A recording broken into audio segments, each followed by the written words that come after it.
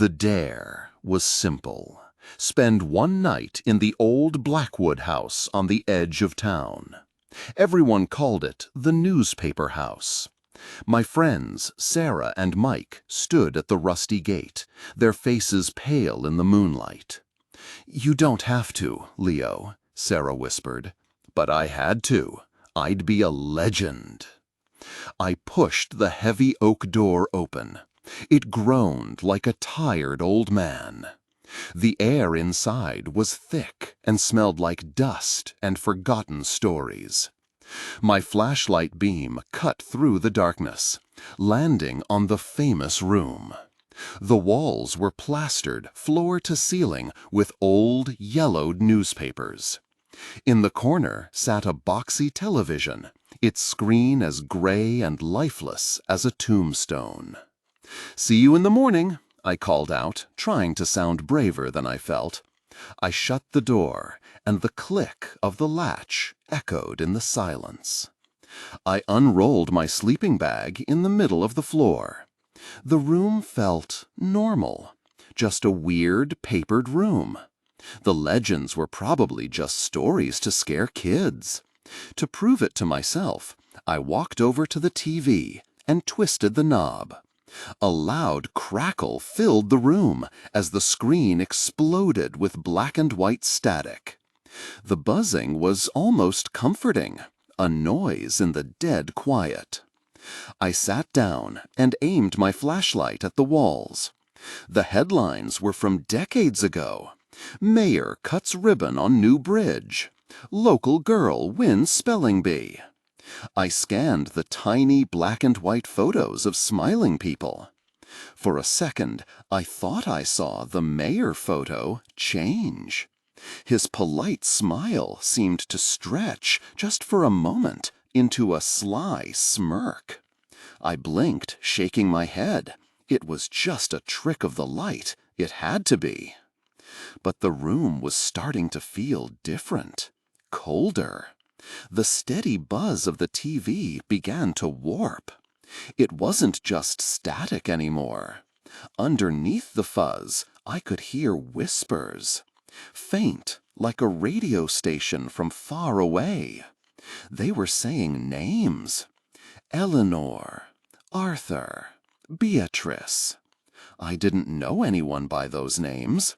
They sounded old, like the newspaper.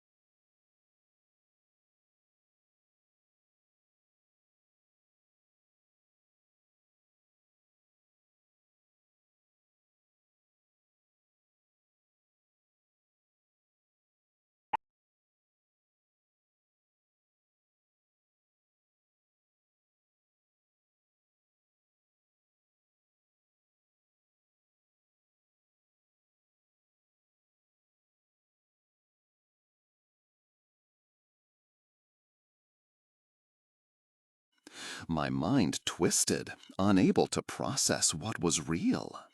Then a voice came from the TV speaker. It wasn't a whisper or a scream. It was a clear, cold, calm voice that cut through my panic and froze me in place. Leo. I slowly turned away from the door to face the television. On the screen, my video self stopped pounding on the door. It turned around and it smiled at me. It was not my smile. It was a wide, horrible grin that didn't reach its eyes. At that moment, the ink on the walls began to move. The letters of the old headlines started to drip, running down the yellowed paper like black, oily tears. The words dissolved and reformed into new, cryptic messages all around me. You can't leave. You're news now. Join the story. The faces in the photos were all smirking now, their dead eyes following my every move. I stumbled backward, away from the TV, away from the bleeding walls, until my back hit the far side of the room. The newspaper I touched felt loose, brittle. Desperate for any way out, I dug my fingers into it and pulled. A huge sheet of paper tore away. But behind it, there wasn't plaster or wood. There was only glass.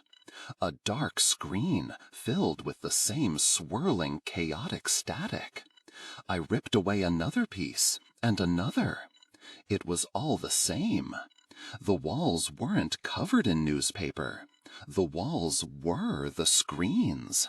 The entire room was one giant television, and I was trapped inside. I looked back at the small TV in the corner. It showed my face now, up close. But my expression was blank, my eyes empty. The terror was gone, replaced by a hollow stillness. On the wall beside me, a new article was printing itself, the ink appearing as if from nowhere. The headline was sharp and clear. Local boy joins the collection. My picture appeared beneath it, and as the last letter of my fate dried on the paper, my face in the photograph began to change, my lips curling into a subtle, permanent smirk. I was a story now. The room had its headline, and the static whispered a new name, mine.